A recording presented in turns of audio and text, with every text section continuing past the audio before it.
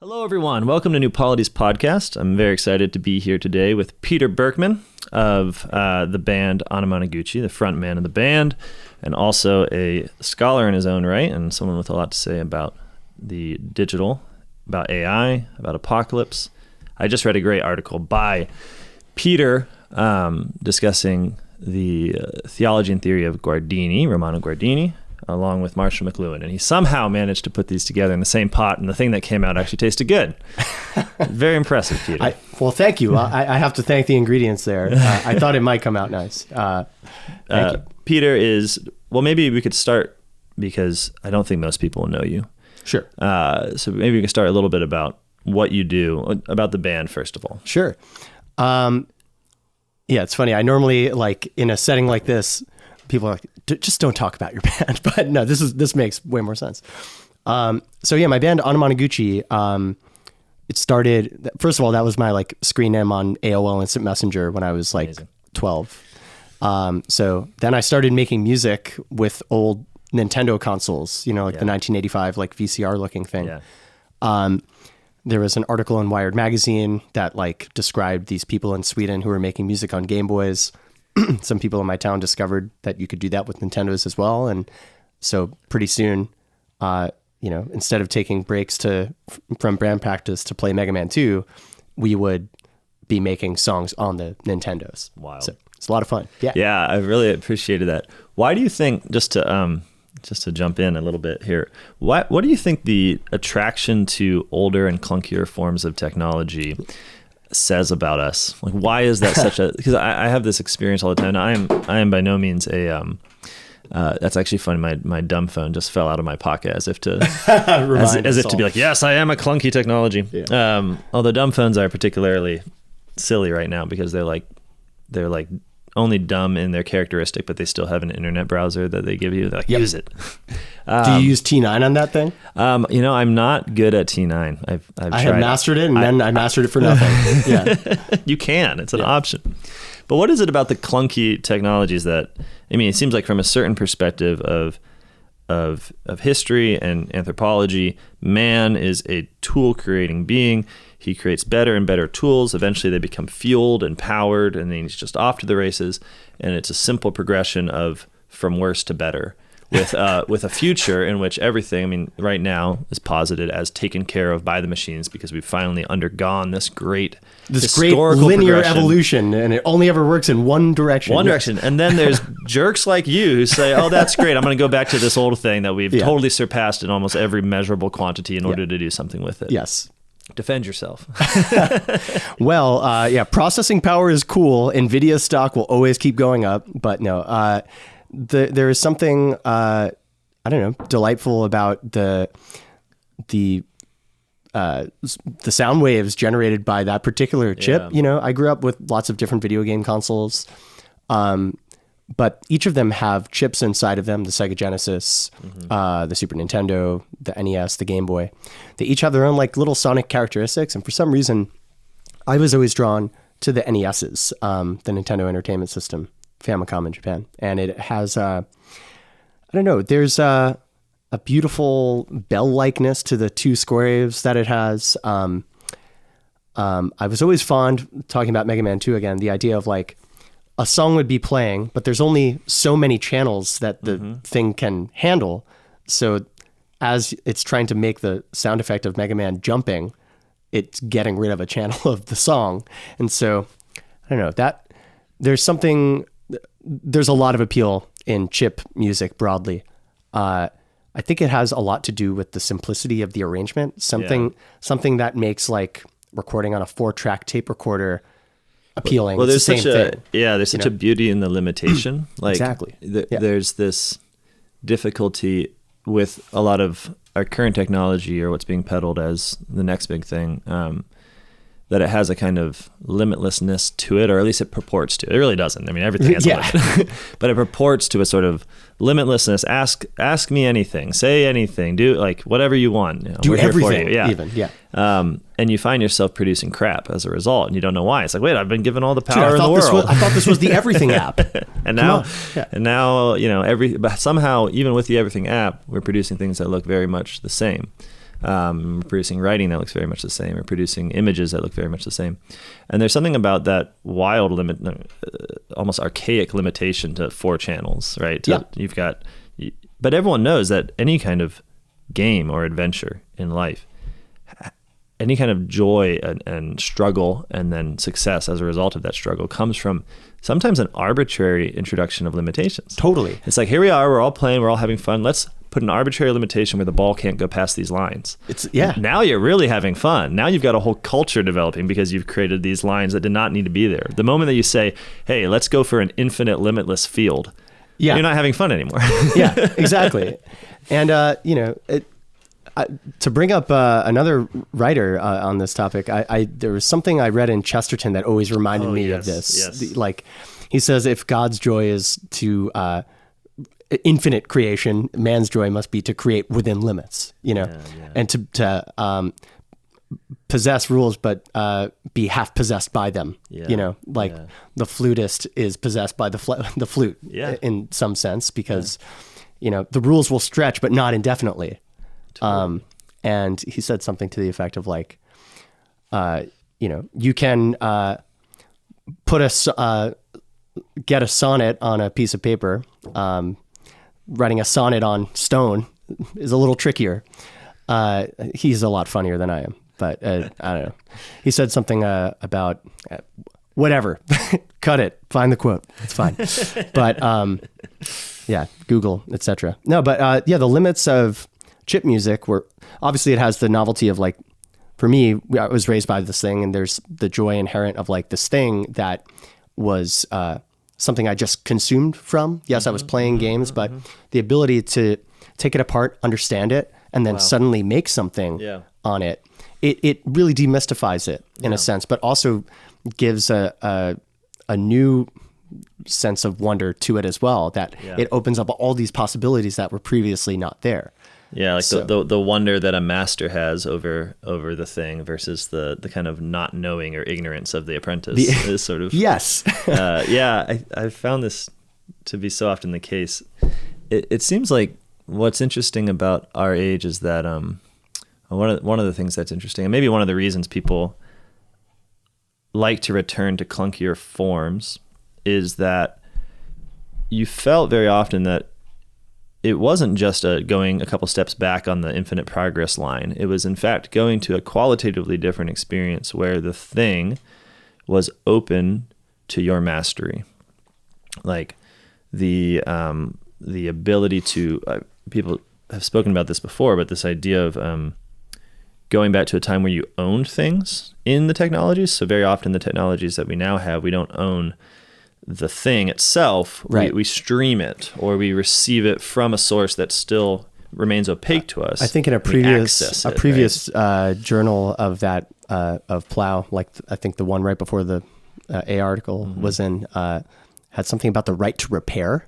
Oh, interesting. Yeah. Yeah, that like tractor owner, John Deere tractors, these people had to like fight for the right to repair their own tractors because they didn't technically own them. They needed to get a license to do these things. Yeah. And that's what you're talking about is, we're in a constant state of rental and stuff. So actually with our last album, we decided to give it away. Yeah. So it was just free to download for a while, and our label Polyvinyl was happy to let us do that. And Ari, my bandmate, said something to the effect of like, you don't own something unless you can give it away. Wow, that's awesome. Yeah, and maybe another way to put it is like, you don't own something if you're not allowed to penetrate into what depth it has to offer. It's like if it's by the nature of the tool given, and I want to. This might sound like a subtlety because I want to.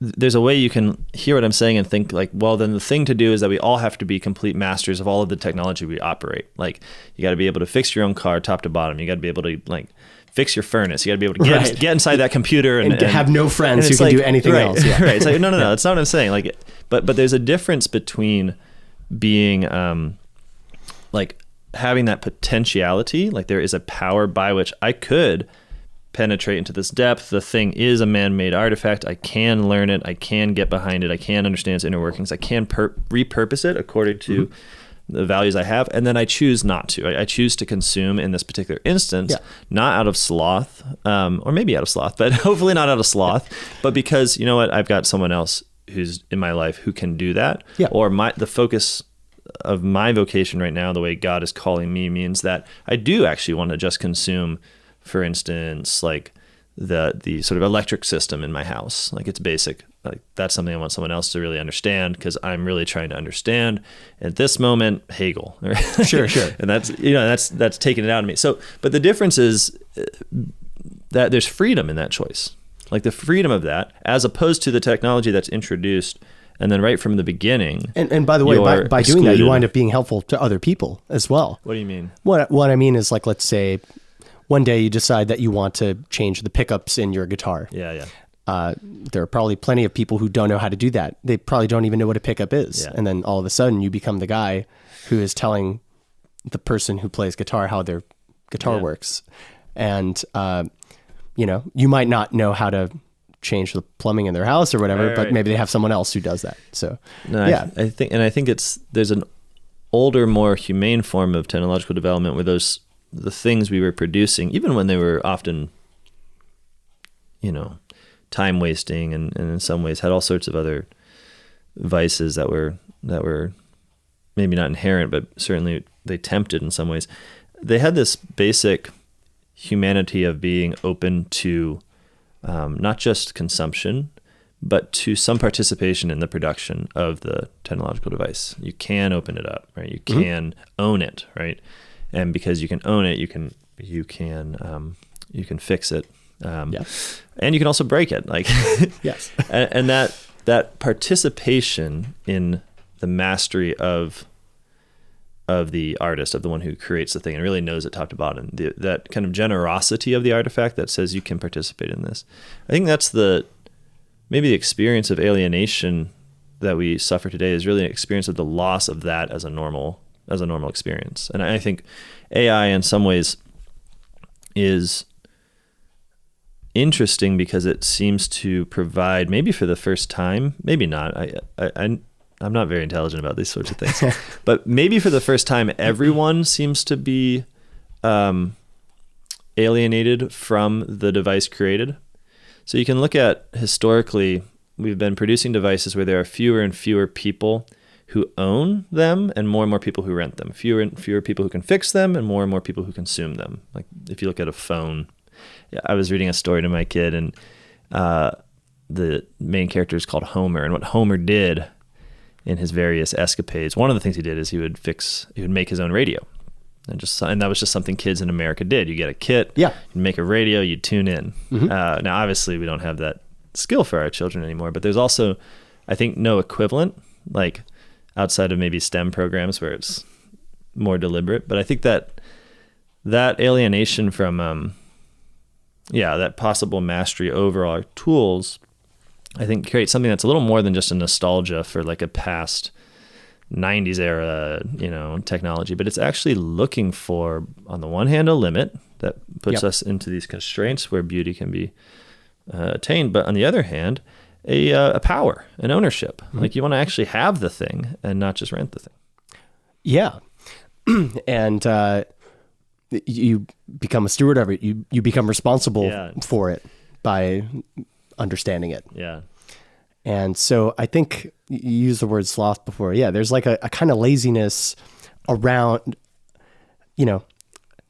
for instance, streaming. It's like, oh, I don't care. I didn't spend effort like buying a ticket to this thing. I just streamed this movie. I don't like, you haven't committed anything to like you haven't really let it become a part of you by, participating with it in that way. Well, and I think as a result, it tends towards producing less of a social society around it. And you think about the way we form communities, like it's not through consumption usually. Usually with consumption, you can only form a kind of a community of identity. It's like, oh, you buy the same stuff, you listen to the same stuff, we are the same. Right. Boom, done. And we shop at the same store in the mall. Right. Even. The same section of the same store. This is like there's a sort of this is experienced most intensely. This was for me in high school, where it was like you just know your group by the consumer products that they consume. Now, this wasn't real. This was the fake level. At the real level, you had friendships, and you knew that. Yeah. But I think more and more when you have a world in which, I mean, just think about the way that community starts to form, even online, the moment that somebody has knowledge of how to fix the thing. Mm-hmm. Once that develops, once there's some mastery, now you have conversation that's possible about the thing and no longer just the shared consumption of the thing. And now you're talking. Yeah, And exactly. And that's where it all starts. And to bring it back to chip music, that was like, speak of the excitement of not, once I had learned how to do this stuff, suddenly I was talking to all these other people who were doing all these other things. And I was meeting people from Sweden and from Japan and from Argentina and from California and from Texas. Yeah. And there was suddenly this worldwide network of people who were all generous and brilliant. And there was a real excitement in the air about what could be possible if we banded together and made, some exciting culture happen. One of the first things that did happen, Josh Davis, one of the founders of the net label 8-Bit Peoples that we released our first record on. Every release is free under Creative Commons, whatever. Josh and Jeremiah, the two guys there, they managed to get public funding from the city of New York to run a festival where 40 of these artists came to the city. And I looked it up, dude. This is crazy. Tickets were $10 for that show. And, I don't think you could see a show for $10 in anywhere. Anywhere, absolutely. Yeah. But this is 3-day festival, 40 artists, international. Yeah, there's something cool about the ability to like pull the levers of public grant money that, it helps. Sweet if you can get it. Sweet if you can get it, yeah. I don't know that we are attuned in some ways to the way the actual design of our machines determines us into a particular form of life insofar as we're following through with that design. And that's what we've been discussing here, that you might think, well, I can have, these goods of socialness, right? Conversation and community and mastery and these things that we're pursuing together in common. And then imagine that this can be somehow pursued in its fullness, divorced from the kinds of machines that we use, as if this is a separate issue. It's like, we used to do, these sorts of games, and now we're playing these sorts of games. But in truth, it's like this might seem like a platitude, but everything matters. Everything we do matters. And especially when we devote our lives to a particular form of tool use, there's a particular kind of life in which that fits. Yeah. And in a life where you're devoted to a tool and you're seeking to develop your mastery of that tool, and it has a sort of your creativity is welcomed into the tool by the thing. There is a depth of penetration that you can pursue. There is a level of skill and mastery, and it actually is making you smarter in the use of it because you're becoming better and you're becoming more creative. Well, all of that relates to a social world that is thriving and flourishing, because in order to have that sort of tool use evokes other people, where you need masters to show you what to do. Yeah, in the same sense, I don't think I would ever write a song without an audience, Sure, yeah, it calls it forth from you. And I think maybe one of the difficulties I'm having in banging my head against the present age is that it seems like the kinds of tools we're using are efficient and best used within a society of individualism, like within a society where we don't need other people. Where we don't have some project that emerges from the kinds of tools we use, that we don't really have some depth of mastery that is going to draw us into deeper communities. It seems like more and more the kind of societies that will develop with the kind of tools we're using are just societies of identity, where we are noting and reaffirming the kind of same consumption patterns that the other person has. And this is perhaps just a pessimism that I have with the internet age. Well, recent years with things like TikTok developing from 2019, before it was Musical.ly, and now it's TikTok, and now it's maybe something else as of a couple of weeks. I don't know. And Meta, and to an extent, YouTube, there's this sense that like all of this stuff exists only there and not in the real world. And I think about like the mastery of, you're using this word that I'm trying to find a way to apply it to the art form of posting that seems to be, something that's really replaced TV.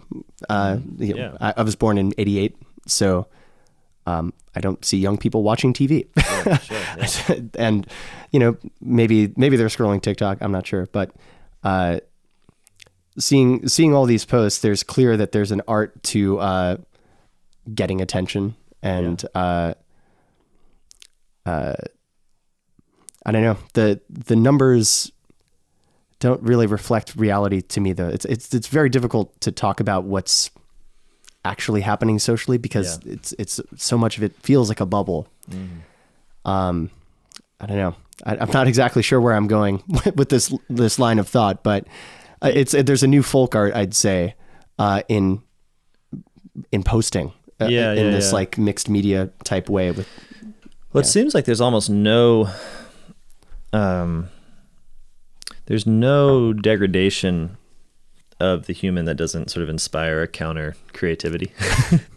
It's true. And I hope that it's not just counter in the sense of like, well, we're just doomed within this line of increasingly alienating technology to sort of produce sort of variations that bring humanity into it in some way. I hope that's not the case. But it does seem like against any kind of hopelessness, you would always want to point to what people are actually doing with the technologies and not just sort of extrapolate the technology as a sort of ideal. Like, in fact, human beings are historical and who knows what we'll do with everything. And there's hope in that regard. Yeah. Which is something I got, not to viciously pull things back to your essay, but yes, it's something I got from your essay, which was this idea that there is a revealing of humanity that is occurring right now, of who we are, of our task, that is present in the technology that we're producing. And maybe you could speak on that. Well, the presence of artificial humanity has made it impossible to ignore the contrast between tools that look like us and act like us and portray us and everything that separates that from the living, breathing human. Yeah. We've spent centuries dreaming about ways to become something more than human. And suddenly we've been shocked into a state where we are endangered in a sense that if we're not careful, parts of us can be replaced and then potentially all of us can be seen as useless. There's value of humanity has never been more starkly visible to be seen as monetarily worthless, not worth even an ounce of consideration. And I think it's no mistake that Leo, the namesake, for him to take from the 13th at another moment in history where dignity of the human being was called into question. But it's on the scale now, it's global, it's instant, and visible to everybody. And what the digital environment does while creating this artificial humanity at the same time, it gives people a resource to rediscover humanity. Essentially, with these smartphones that most people are carrying around in their pockets, they do way, way more than you need them to do.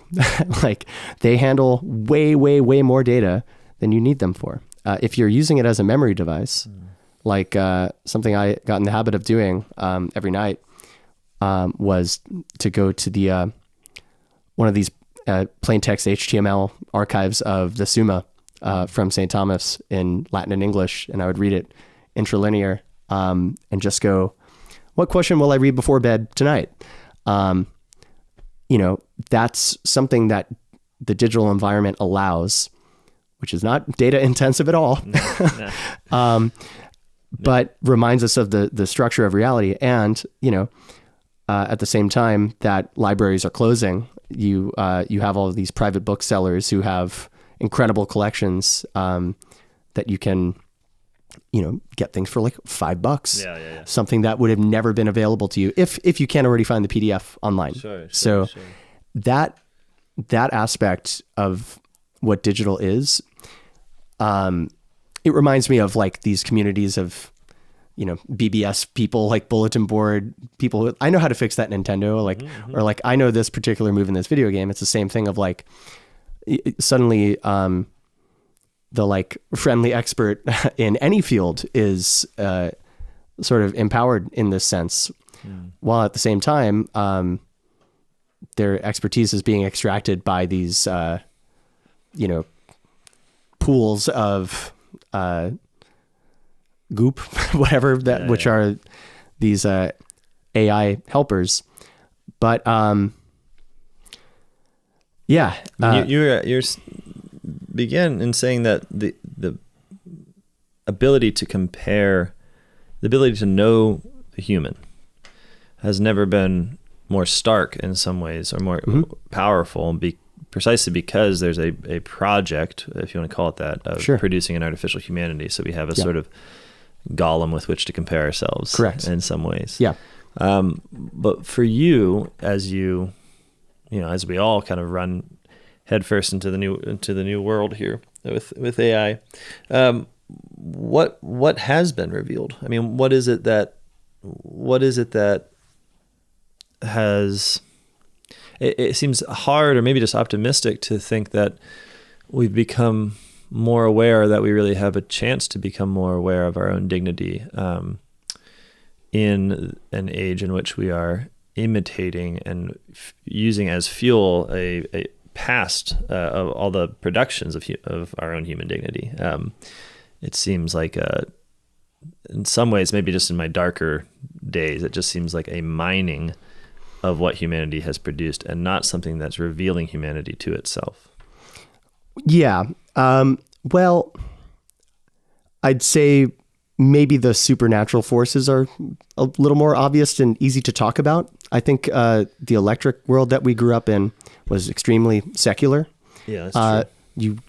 Someone like me was not even religious, and it really was. I owe a lot of my reversion to the Catholic faith a lot to computers, searching, finding people, finding resources, and even compared to 5 years ago, it feels easier to talk about these things in public. It feels easier to talk about these things with young people, old people, anybody, because evil is so obvious, so in your face, so unavoidable.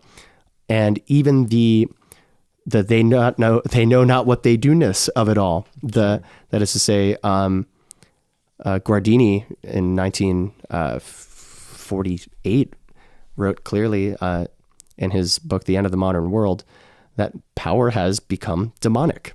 And that was an obvious fact to a priest in 1948. What did he mean by that? What he meant is that when we have power that we don't have responsibility for and we can't vouch for, they become the possession of something anonymous. And he says this is the fact of demons. And he was talking about not just atomic power in this, but he was aware of developments in computing. He was aware of, he gave an address to the first ever comp sci students in Germany, where he said something to a similar effect.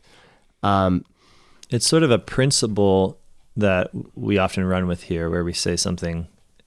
We all have it at New Polity. We all have it tattooed to our chests. But it's power is for the sake of the common good. And there's a sort of is ought question there. It's like, is it is or ought? And we say both. But for us, especially, power ought to be used for the sake of the common good. Yeah. And stop me if I'm wrong in what you're saying and how you're understanding what Guardini is saying here, but that power has a raw capacity to do something without it being oriented towards serving the common good and serving man. doesn't just sort of linger as a neutral possibility that, maybe we'll use it for X, maybe use it for Y, right, but in fact becomes something demonic in the sense that power will either be used for the common good or it will be used against man. Like we don't actually exist in this sort of, we can develop raw capacity and just have it hanging out there and then orient it towards good for man or just leave it. But in fact, there's always that choice. Yeah, there is no being without a master is what precedes this statement. And well, as Bob Dylan says, you're going to have to serve somebody. That's right. It may be the devil or it may be the Lord. Wow. But you got to pick. You got to serve. But surely someone hearing this would say, well, what are you talking about? I mean, look, we got AI, we've got these great new capacities. Children are born practically omnipotent today. Yeah, but surely they would say something to the effect of, well, you can use it for good, you can use it for evil. Right. It's just a tool, good or bad. Right. Yeah. So what's the response? Well, I would quote Pope Francis in Laudato Si, where he was quoting Guardini again. I actually did this earlier today, so it's fresh in my memory. Awesome. He said something to the effect of, we need to accept the fact that these tools are not neutral. Yeah. Technologies are not neutral. Yeah. They end up conditioning lifestyles and creating frameworks for social activity that often are dictated by the interests of certain particular groups. I think what is hard to understand about that is, how do I put it? That we, and by we I mean I, struggle to realize that it's the actual design of particular machines that isn't neutral. Like it's not just because it's the way it's usually phrased is you have a machine, it's a bomb, it's a gun, it's a Game Boy, satellites, whatever, and that is the neutrality. And then you do something with the machine, and that is its use, and its use is for good or evil. This is where McLuhan becomes super essential, because McLuhan's sort of radical intro statement in his book, Understanding Media, the subtitle is Extensions of Man. And the notion he's presenting there is that all technologies, all human artifacts are extensions of some existing human faculty, some pre-existing like a function or organ or thing that we already do. I think he's quoting Emerson, the human body is the magazine of all inventions, and so by virtue of doing something that extends like my bladder, like this cup or something, or this chair, which extends my spine in a way that there are societies that never had chairs. Sure. There are societies like if you go back thousands of years and you showed them a chair, they'd be like, no, I'd rather I do this on the floor or I stand up or, whatever. Why would I need chair? Yeah. And if you don't have chair, then maybe you don't need table, right? So these things condition, they create needs simply by virtue of existing. Mm-hmm. And, car, we build car. Guess what? Now you need road. Yeah. Guess what? Now you need oil. And by the way, your entire town is going to change now, including the shape of your churches, including the way that you receive clothing. Sure. And you never had to sign up for a car. Yeah. Someone did it and it happened. Yeah. And so that's what I think that statement ultimately means, not just in America, but you think about, continents that what does Argentina have to do with car? Sure. And turns out a lot now. Yeah. a lot of car happens in Argentina, whether anyone in Argentina voted for that or not. Right. And so their entire sensory life changes. And for McLuhan, it always comes back to the sensory life. Mm-hmm. And talking about the most basic communication, social technologies of writing, and then later printing, radio, these SM7Bs, which the main function of these SM7Bs is not to amplify the voice, but rather or even to throw them on a video. It's to turn them into text so that they're indexed and searchable, and maybe even, thrown into a database somewhere, which that's like the main use of the microphone today. Yeah, the XLR as pipeline. Yes, exactly. It's frightening. Don't give me a reason to end this podcast. No, but it's cool, but it's exciting, and it's it's just it's the frontier that we have to understand and study. Yeah. I think the idea that there is a critique possible of the actual design of machines is where we run up against Catholics at least seem to run up against a modern prejudice that all of that machines themselves have a neutrality, very much like our governments have a neutrality, very much like our states are conceived of as fundamentally neutral. And then they become oriented as a secondary move to something. And I think that that's a great, we could go for days on why it is that that's such a new way of thinking in the world. Why it is that we conceive of power as abstract and without purpose, and then humanity as the one that gives it its purpose, directs it towards something. But maybe it's the case that there are paradigms though that do have. What I mean is, I've been thinking a lot about chatbots in particular. Which there are even fewer people asked for those. No, I really didn't. You know what I asked for? I actually asked for chairs. Like, this is something that I like a chair. My wife and I have this difficulty. We're just trying to find a good set of dining room chairs. Yeah. Like, we have some parameters, like they should not be $1,000 each, but they shouldn't. Christ built chairs, didn't he? He did, but it's like, we find that in our world today, like I have the power to like produce coding script that can enable me to scam people in Malaysia out of their life savings, but I can't get a chair that has enough for the number of people I want around the table and at anyways. So you're right that we didn't ask for what we get. That is true. But in getting the chatbot, I think that one of the things that is difficult to say is that the chatbot itself should not be designed the way it is. So it's very much in the very small circles I run in where this is a concern. It's like, we want to say that, well, you have this thing, it's a chatbot, it's designed to appear as a human intelligence with which you can speak. Right. And then we want to say, and so morality in regards to the chatbot means using it for good things and not for evil. Like, of course, don't talk to it in such a way that it's going to lead you into like a romantic relationship with it, or to some kind of detrimental like ideology or something like that. Use it for quick answers or whatever it is. But it's like, I want to take a step back and say, well, what about, sure, like there is human freedom does approach the designed machine with those choices. Like, you can, yes, use it for good or evil. You can use the gun for hunting. You can use it for shooting your friend. Or fireworks. Yes, all of this is true. But what about prior to the particularization of the machine? What about the actual production out of the paradigm that we've developed through our technological development? It's like, there was no necessity by which large language models and the many different technologies that sort of come together, there's no necessity by which the chatbot was the way that it became present in the world. Like, and granted, I think it was thoughtlessness ultimately, but human freedom should apply precisely at that moment. Not just the, now what do we do, granted that we've made the machines. Yeah. It should be which machine. It should be, what is the orientation of this thing? We have a power because we have a capacity. Now, as we realize that capacity within a particular structure, what is it for?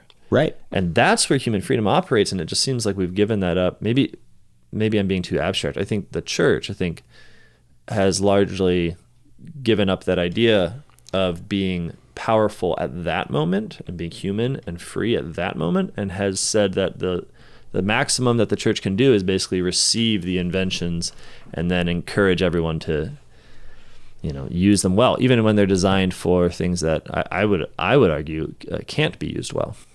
Yeah, that Francis quote ends by saying, "Decisions which may seem purely instrumental are in fact decisions about the sorts of societies we would like to build." Should just be reading Francis and not trying to pull this up from nothing. well, that's where Guardini comes in, because this chapter 3 of Laudato Si is essentially the footnotes of his unfinished dissertation on Romano Guardini. And I was saying with my friend yesterday that chapter 1 of Guardini's book in English, Letters from Lake Como. In German has the much more direct title, I think Die Technik und der Mensch, a little more to the point. Yeah. Less romantic maybe of a title. But the first chapter, he draws this contrast. It's called The Question. He is discussing returning to his family home. He's a German, but has an Italian name, Guardini. Yeah. So he goes back to his family estate in Lake Como, beautiful area, right? And he talks about the sudden presence of a smokestack in the distance and the sudden presence of a steamliner, where previously there had only been sailboat, and the balance of wind and sail and water and human directing all these forces of nature in harmony or not, but the ability to vouch for all the action that's taking place. Yeah. With the steamliner, he draws the contrast of saying what is essentially a floating hotel for hundreds, if not 1,000 participants who know nothing of what's the thing is made of, what it does, how to operate it even, including the people who do operate it. They can't vouch for the steel. They can't vouch for the mechanics that allow this floating city to occur.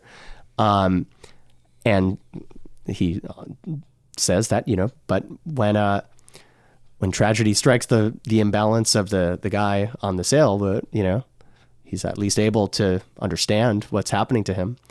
Whereas it plays out in a much more tragic mode when you are on a steamliner. When something goes wrong, the scale is much greater. Yeah, and the human suffering of being not hurt by something that you can make sense of, but being hurt by a power you do not understand, the kind of world being one occupied by powers and principalities around you, as opposed to something that's you're participating in some way. Yeah, and so this chapter ends with Guardini bringing it back to what you were talking about of where do we get to make the decision? So he says there is clearly a world that is going away, and there is a world that is coming to be, and we have to make a decision, and it is yes or no. And you might think that his answer might be no, but in fact it is yes, which is surprising. He says that the yes has to have weight to it. That is, you have to understand. You have to learn the task of the age and master it. Yeah. It itself is its own question, its own task for the Christian. That's the crucible where the Christian life is developed. I think one of the ways it seems so difficult to stomach that yes is that when we develop the tools, not just for luxuries, but the very means by which we live in the world as being constituted by and made up of that which we can't vouch for, which I really like your terminology. I'm going to steal it forever after. I stole it from Guardini. Yes, tradition. Yeah. It's alive. It just happened here on New Polity's podcast. It seems like there's a corresponding trust in the other that not just makes up for that inability of the individual to vouch for the thing he's operating, but which actually is the promise, as it were, of development in technology as such. Because I don't know, there's not a lot of great things that you can say about being ignorant and alienated from something. And usually, not really. Usually there's just nothing good to say. Not but ideal. I think if we're honest, there is something good. And that is the trust that we must have in the other who provides, and a establishment of a relationship where virtue and charity are not just things we hope for, but are extremely important in our world right now. So you think about the steamliner, it's actually vastly important that the people who are making it and designing it are doing it right and doing it well. And that person who gets on that steamliner has an opportunity to trust his neighbor and to be full of gratitude and thankfulness for that which he knows not, which I think is a reflection of our place in the divine cosmos. Like, it's not when we make these machines that we don't understand. There is something that is analogous in nature, where in God's own creation, I go out and I do not know what sustains me in being. Like, I don't even know how breathing works, if I'm honest. And if I think about it, I get scared. Like, there is not a sense, if we even take 10 minutes just to be quiet and reflect on the fact that we are, that there is the ground, there's the sky, that our lives continue, and that we're sustained in being, we can have the intense experience of contingency upon love. Like, we exist because someone sustains us in being. It did not need to be, and yet is. I do not know how, and yet it is, that I am carried in the palm of someone's hand. That experience I do think can be the experience of a increasingly technological civilization, where we understand the godlikeness of man precisely through being in the hands of other men. But there's this catch, which is the fundamental problem, which is that there actually has to be love. That power actually has to be for me, for the common good. Yeah. That creator of the thing that I don't understand either loves me, in which case that experience can be one that's open to a certain transcendence, and you can even imagine a increasingly complex technological society where that love between man and man is increasingly affirmed in the very development of technology. But that's not the world that we've built. The world we've built is one of increasing suspicion in and through the use of the very devices that we're taking, and immense distrust in the very people that we come to rely on. Yes. And AI seems to be a sort of crowning moment. I'm not saying it's the peak. It can always be worse. No. You're I think you're bang on. And it's something that in fiction, I think, has even been touched upon. I listened to Elon Musk to talk about someone who's mentioned in the Plow article. One of his favorite games is Deus Ex. I don't know if you've played this game. I've also just not played games, but I'm trying to hide that from you on the podcast. That's fine. I actually don't play that many games. Super Smash Bros. Melee is like the only game, and I keep trying to tell my children that it is the only game, and I'm hoping that they like. I don't speak of video games. I speak of the video game. Yes, the video game. Yeah. By the way, who's your man? I gotta ask. My man is a woman. Oh, your man. This is your man. It's still Princess Peach. Okay, nice. Awesome. I made Mega Man in Super Smash Bros. Ultimate. I would play Mega Man if he were in Melee, but sadly I don't play Melee because Mega Man is not in it. I'm not very good. I get my butt whooped pretty thoroughly by all the other New Polity guys. Ruben Slife, who you should hope get to meet, is a very good Luigi. And nice. Agonizing to be beaten by him. That I can't wait. But yeah. Deus Ex is a game essentially about the creation of, it uses this phrase, God was a dream of good government. And the idea of ideally we could just not depend on human beings at all and have, this creation that takes care of everything for us. But that's of necessity. It doesn't exist in the world that you're talking about, where love and God do exist. And there's an intense fear, an intense anxiousness, anxiety, restlessness, frustration that seems to be at the heart of all these technological developments, where people they need to fix something, and this is their answer to a problem. Yeah. And if only we had this, then this wouldn't happen. Right. And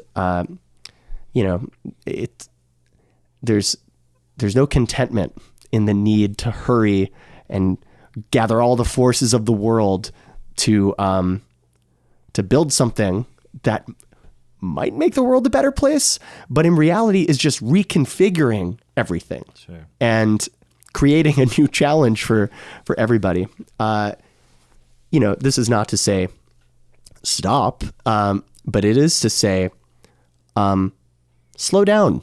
Let's understand things. Another fun McLuhanism. He said, the greatest discovery of the 21st century may very well be that man was not designed to live at the speed of light. And you think about World War I. We hear colloquially that the cause for World War I is Archduke Ferdinand was shot, and then, and all the dominoes fell. But what if Archduke Ferdinand were shot by a gun and there were no telegraph lines to power the newspapers to have everybody hear about this at the same time. Or better yet, there were no radio waves and receivers for people to hear this news. And no drilled staff colleges that had designed contingency plans on the basis of if a man is shot, we will respond in this way. Yeah. And all those plans. What if those people could just meet in person instead and come up with something? But obviously that's 100 years ago. But, I think something that McLuhan he has a historical perspective as it relates to formal causality, that technology acts as a hidden formal cause in history, where you have all these historians talking about the causes of the Civil War. Well, it was slavery. Well, it was states' rights. Well, it was this. It was that. And McLuhan again will posit, well, we had just laid telegraph lines across the entire country. Right. We had invented this way of communicating that nobody really thought for 5 seconds what would happen if you did that. Mm-hmm.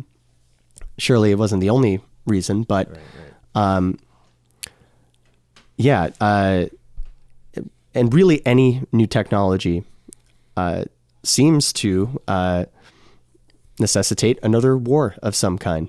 In the idea of very quick education, as McLuhan liked to put it, war is the fastest form of education, the training of a new society through conquest. Wow. And it's we're certainly seeing a new form of war playing out now. Well, I was just reading about there was like, I'm going to get the number wrong, 150,000. It was some, no, that sounds like too much. A large number of slaves in a forced labor camp in Myanmar, whose life involved being forced to utilize various AI technologies for the sake of running scams against the West, especially. Which this idea that it is true that we are automating much, and we are sort of getting rid of the human in certain places, but it's also the case AI. Yeah, but it's also the case that as we develop these new powers, and we're also developing new ways to constrain human beings to utilize them. Like there still is this, and to your point, it's like the ability to sort of maximize that kind of digital warfare, kind of like theft and propaganda directed towards a nation, directed towards mapping out people's homes with sonic blasts. Right. I mean, like that's something that people are going to do, and it seems like, I'm not trying to just be pessimistic about it, because thankfully a lot of those particular people who were forced into that were freed. That's good. Chinese government, I think. But what was interesting about it was the way that what the various AI technologies, and when I say that, I mean the decision we made to develop the form of the chatbot and the form of a appearance of intelligence as the major way in which people interface with these capacities that do not need to be in the form of a chatbot. But in doing that, we've also created this capacity for overcoming the barrier of shame that seemed to limit a lot of the kind of scams and aggressions and violences from one person to another. We already know, obviously, that the digital reduces our ability to feel shame because it's precisely the face of the other.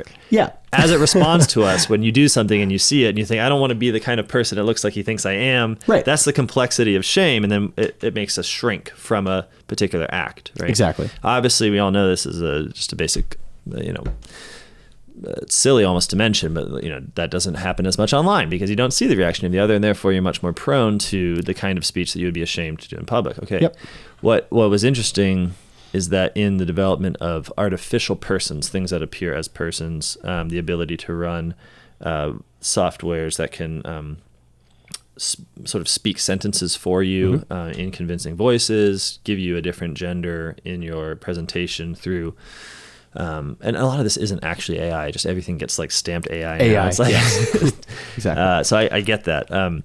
But it overcomes a great barrier of shame that was actually preventing even people who might have totally malicious intentions from. The shame is a drag on the efficiency of scams, right? Because if you want someone to call people and lie to them, right, there's just this basic human goodness that revolts against it to some extent. But if you can have it so in a similar way that you can move the guy who's shooting the gun back to the artillery, and he doesn't have to see the people. You just drop the bomb. Yeah. He's killing, but he now, and they've done studies on this, like if you're in artillery, you're very, in that sort of distance thing, you're very unlikely to have PTSD. But if you're seeing the people you're shooting in these wars, you're very likely to develop it. Yeah. And in a similar way in the digital world, if you can sort of not be present, not vouch for yourself, not be in your own words and your own actions, well, then you have the ability to overcome probably the fundamental prevention of violence in the human person, which is shame, I think. So now we've developed a technology that really, it doesn't have to, but it really can be utilized to destroy that barrier. People do not need to appear to each other in person.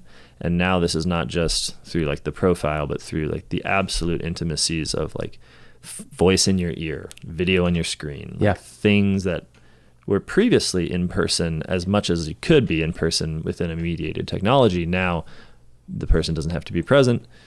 And I worry, I admit. Yeah. And it's a fair worry. It's moving fast. It's moving really, really fast. And this is why I think the church needs to assert a leadership position in the sciences at this point. I think Catholic social teaching ought to be at the crucible of the making of these things, right. Rather than the after the fact, well, it's here, so now what? And I think humanity, particularly in the broader like alphabetic world, we are prepared to do this in a way that I think we've never been. I think the risk is so great. The risk of evil is so great that I think there are people who never would have been religious that will pay attention because they understand. And not only that, I think young people are growing up without the cast thrown on the religious person as a dumb person. Yeah. Because there are so many brilliant religious people hidden on the internet. Yeah. And and there's the simple fact of the truth being there as well. And there's probably also the fact that as the technologies become more universal, a universal power becomes more and more understandable. Like maybe not in the way that we would hope, right? Because my hope, if I could just have history the way I'd like it, is that you recognize that there's a God who has a loving providence over all things, and all things are interrelated precisely because they all come from Him. Like they come from a God who is love, and so they all exist in this relation. So it makes sense to have, like in man's movement towards God, to have that universality of the creation imaged and recognized, and that's basically how I see the church, like especially the vision of the papacy, that is to say, of an actual representative of that universality, in the form of a teacher, right? Who can shepherd his flock towards an end, but for whom, like a shepherd of the whole, of the universe, frankly. But it seems like there's a negative way of approaching the same recognition when you have people being more and more bound together by technologies that become the very, they just become universal. They cross nations. They cross you hear all about boundaries. CEOs sending out letters to their employees saying, do not try to solve problems yourself. Ask the AI first. If you don't, we don't need you. Wow. And then you wonder, what are the children of these people going to be like? Sure. They will rely on these things as well because that's what they're taught. And that's why this digital thing is itself a new civilizational force in the world. Yeah. And it preys upon the most automatic reflex, I don't want to use the lowest common denominator, but it's rather the path of least resistance. It is the easiest, most convenient thing to do, and thus is directly opposed to Christian life, which necessitates repentance constantly, sure. which necessitates awareness constantly. Changing your ways and thinking about what you've done and every day. Yeah. And that is incompatible with, rather, it just moves much slower. Yeah. So, but the good news, I think, is that we do have a church, and that church is organized and powerful and has incredible human beings in it who have incredible talents and abilities and positions where they can be called to do what they believe is right through prayer. And I think the challenge that the church faces is we need to recognize the moment we are in. Yeah. We need to recognize that we are not fighting the wars of the 19th century. We are not fighting the wars of even the 20th. We are in a situation now where Christendom writ large needs to unite and needs to assert responsibility, because power has never been greater for humans. And at the same time, quoting Guardini, we do not have an established ethic for this world, for like that. They do not have an established ethic. And the notion of having power over your own power is the main challenge. Yes. That is the main question. We can do anything right now. And we were not meant to be in this position. Well, I think that's true, but there is a sort of analogy to just the human person's development in virtue. When you said power over your own power, I mean, exactly. That's almost exactly what Aquinas would describe in terms of talking about the virtues as perfections of the powers of your soul. That's right. So you have powers of the soul. Yeah. Now we're talking. Yeah. So you have these powers of the soul, but then what's amazing about the human being is that he's not an automaton. He's not even an animal, just an animal. He is able to exert his freedom over even his powers. So there is a power over the power, but that's maintained. I mean, this is the Augustinian Thomas, right?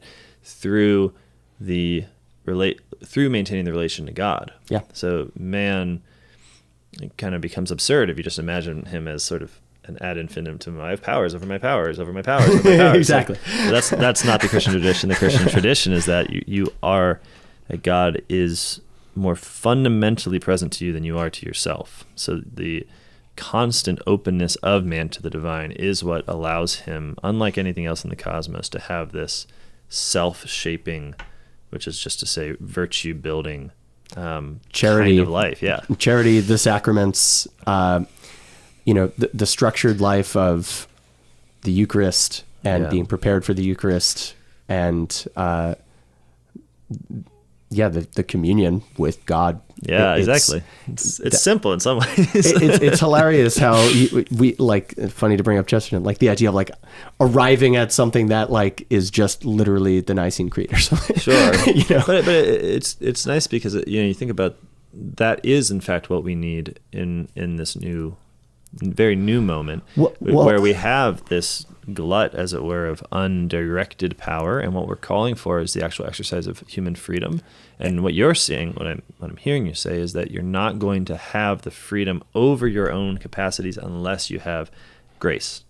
Yes, and I do want to take this moment to pump up both St. Augustine and St. Thomas Aquinas, particularly St. Thomas, because the power of the particularity of what he spells out in these articles in the Summa, that resource will help us.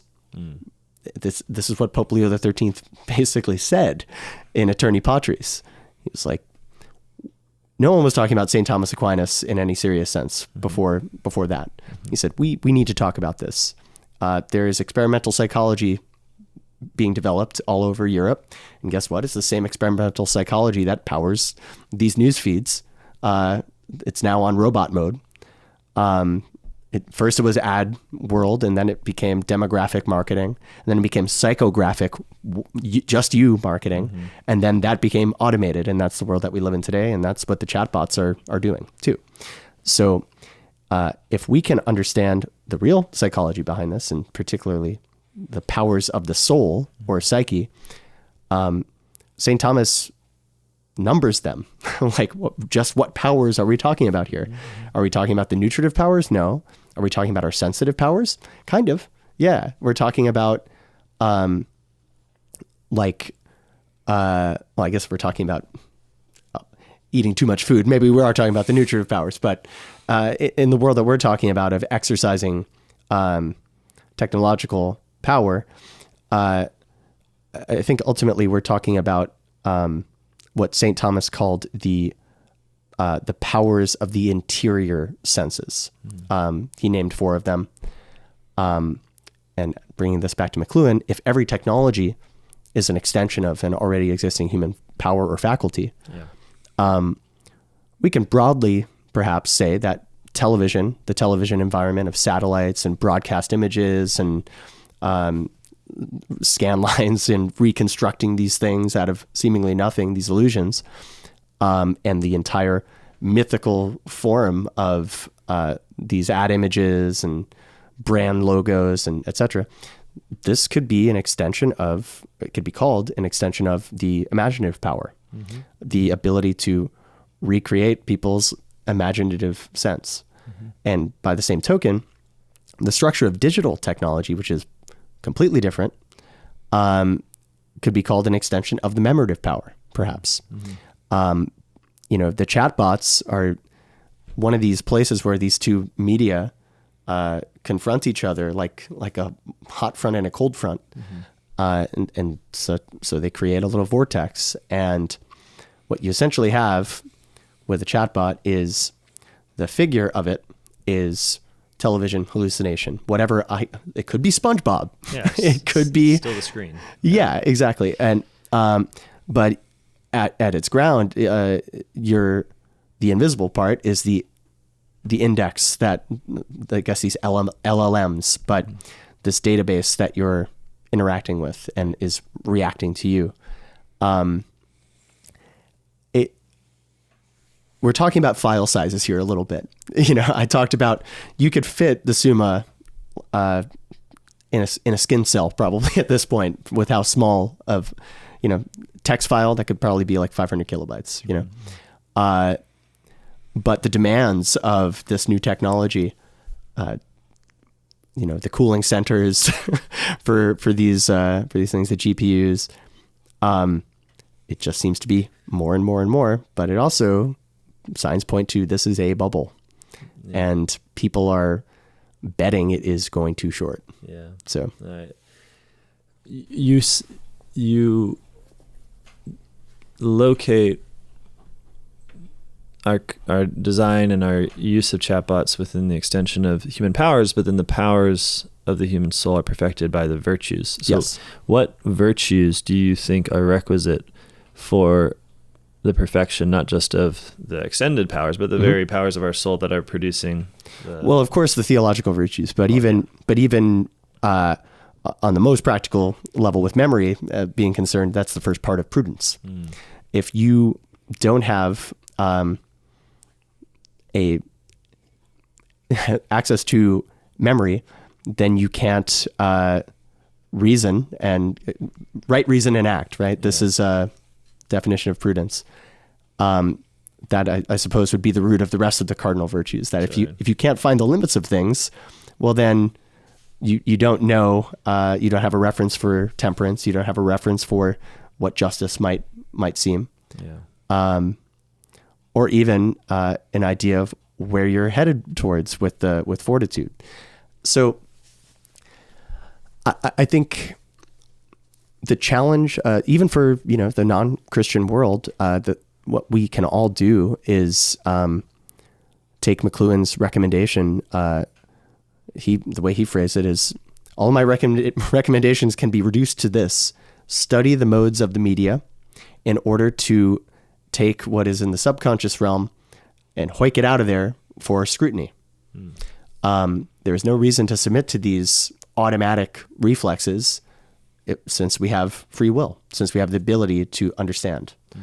There is no reason that AI needs to play out in a tragic way. But that requires I believe, a prayerful willingness to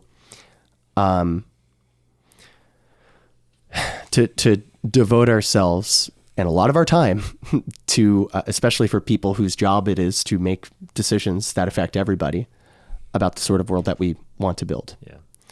And now a lot of those people are very panicked, very anxious. Most of them are billions of dollars deep into bunker building, and while at the same time creating the conditions that make them want the bunker in the first place. So that's the Doug Rushkoff book that he made, which is pretty good. It is funny. I used to be kind of Paul's line that I do the evil I would not in what is that, Romans? It always used to seem a little obscure to me, but there's a way in which the lack of temperance, like when you have a very ordinary sin. I grew up Catholic, so I was very aware of my various sins. I still am, actually. I would like to say have decreased in quantity, but I don't think that's really true at all. But one of the things you become aware of is the reality of sin, which is not this sort of, it's doing something you shouldn't do. Yeah. And that might just seem like, okay, that's the most basic thing you can imagine. But what's amazing is that you do it again and again. And what you end up in sin is producing a sort of world in which you have this idea of the world you would create, but or the world you would live in, and the person you want to be, and all of your goals and your values, and you actually deliberately subvert them constantly. Yeah, you delete that future from your life. Yeah. So there's a way in which when we talk about larger, so now we have structures of sin that are not just related to one person or another, but there are things that are kind of in some ways a cumulative effect of our personal sins and the kind of world those sins build over time. You have the same phenomenon just on a social level. And so it's I'm not saying it's like some kind of proof against it, but it is a flag of alarm when you hear people who are on the one hand saying, who are essentially saying like, we have a doomed future, but we must create the machines that will doom the future. We have this hellish end scenario in which humanity is basically replaced, but we're making a lot of money here, so let's keep it moving. It's like, well, that's just to describe what everyone experiences in sin, where you say, like, this is bad for me. This is going to suck. I'm going to do it anyways, because it feels good right now. And then we imagine that we're in some kind of other realm with the larger social order and the technologies we're creating. And it's like, I keep on worrying. I think the key word that you use there is imagine. And I think this is we are watching a serious, maybe this is the biggest this has ever happened on a human psychological scale, a war between imagination and memory in all humanity. The closest thing that ever happened to this is when writing was invented. Yeah. But even that, it was a much smaller scale. There were a lot less people in the world with a lot less capability. And now we went from being surrounded by devices where everybody in the world essentially was hallucinating all the time, to suddenly being dumped into a world where everybody is remembering everything all the time. And that is a like basic psychological fact that needs to be step one for anybody who is serious about talking about the future. All assumptions of the 20th century need to be thrown away, you know? And I think the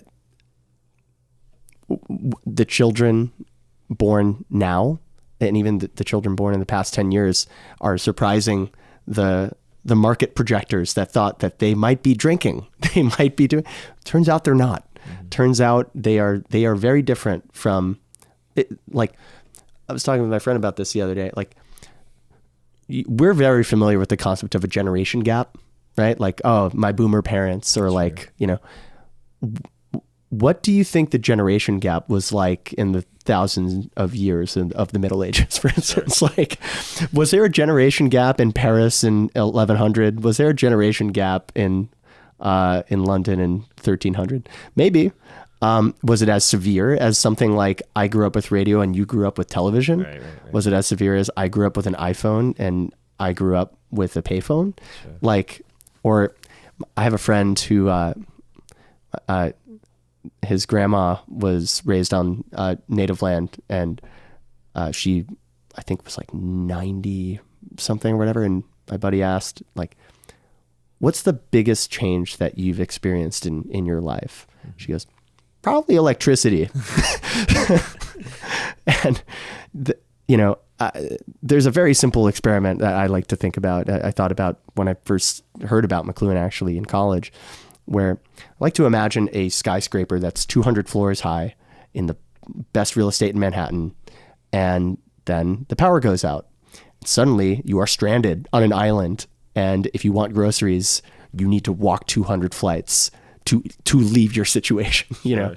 It's like all media can be seen in this way. What do they necessitate? What do they amplify? Mm-hmm. And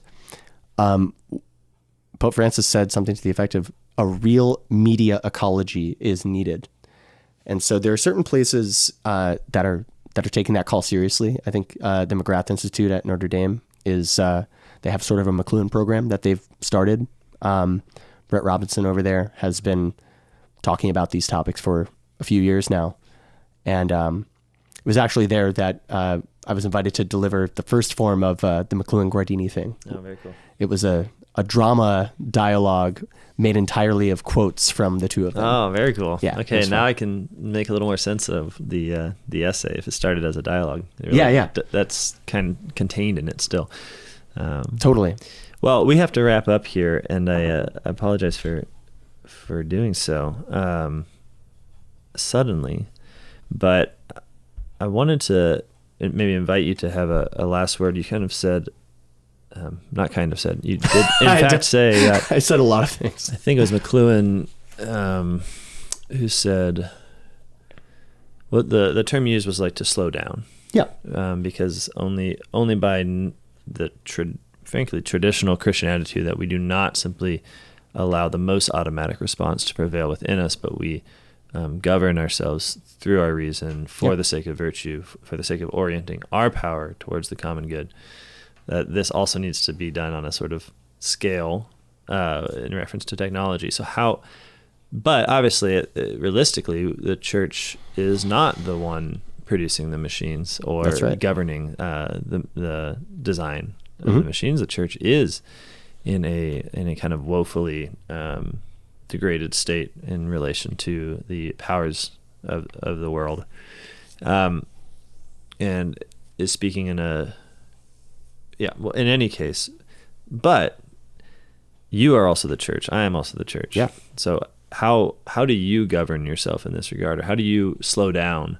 Maybe something that people who feel the sort of rush of the new techniques being put on offer and maybe find themselves in this state where I often find myself, which is, I'm either just going to reject it all and say, well, forget it, this is a danger to me. Yeah.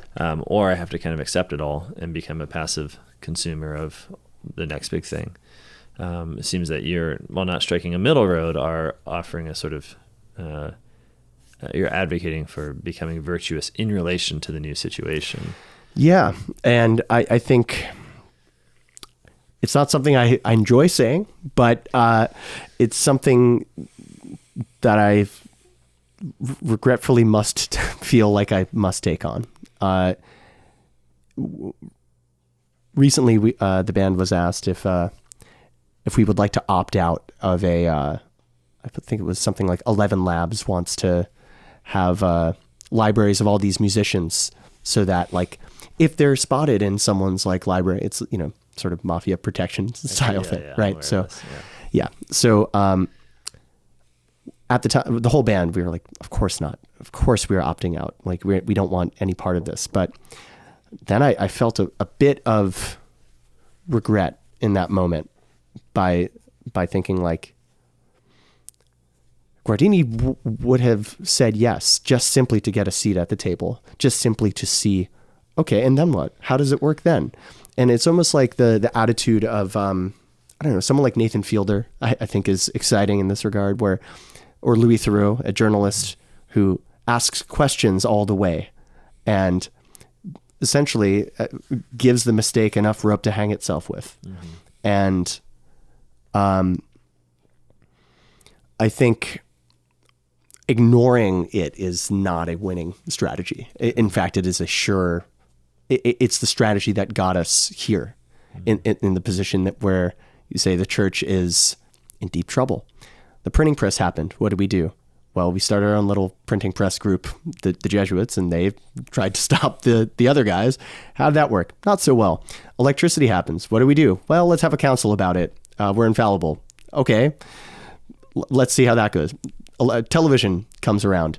Well, now let's do Mass in the vernacular, and there's no talk about television. McLuhan has letters with a bunch of priests from the time. He says, the Pontifical Council of Social Communications wants me to respond to their latest statement about, advertising.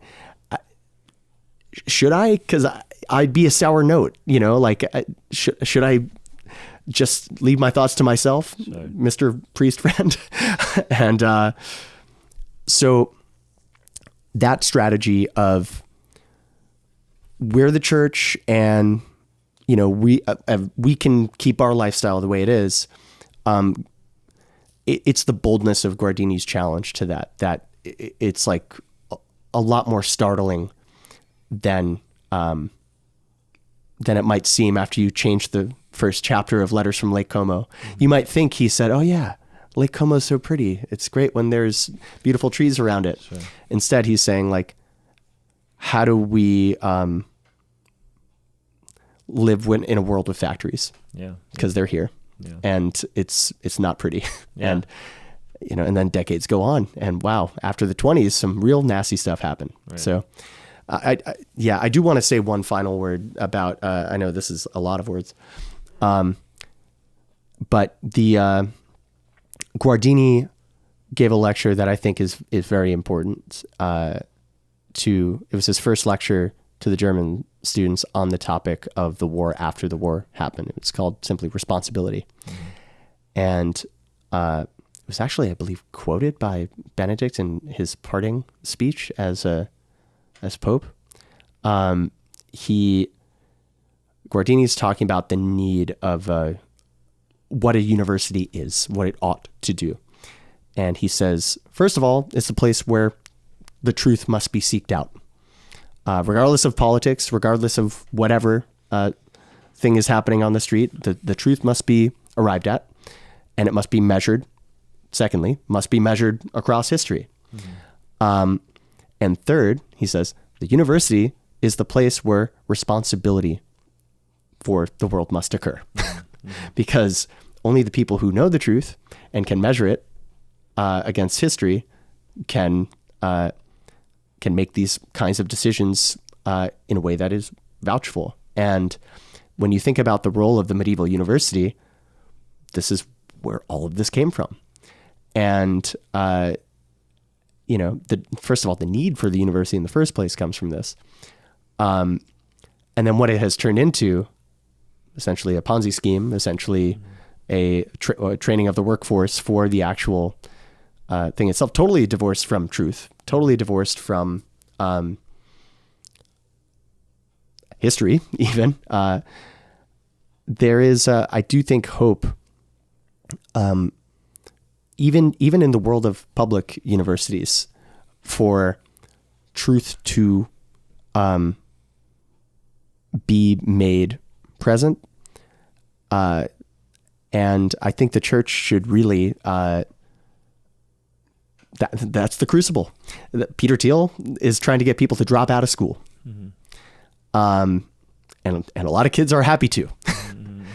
And I think enrolling kids in schools where they can be made aware that a better world can be built, that is something that is very attractive, I think. Yeah.